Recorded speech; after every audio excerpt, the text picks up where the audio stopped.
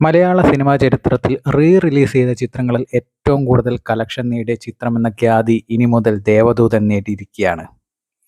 3,25,00,000 രൂപയാണ് ഇതുവരെ ചിത്രം തിയേറ്ററുകളിൽ നിന്നായിട്ട് കളക്ട് ചെയ്തിരിക്കുന്നത്.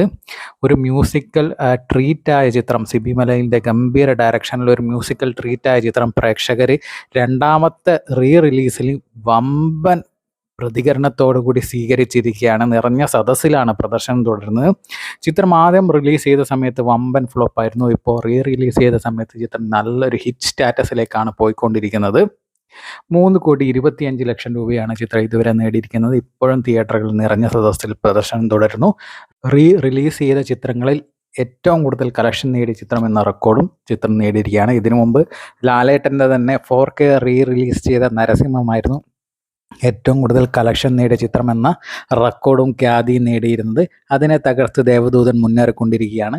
ഇനിയിപ്പോൾ ഇതിനെല്ലാം തകർക്കാനായിട്ട് ലാലേട്ടൻ്റെ തന്നെ ഫാസിൽ സാർ ഡയറക്റ്റ് ചെയ്ത ഗംഭീര ചിത്രമായ മണിച്ചിത്രത്താഴ് വരുന്നുണ്ട്.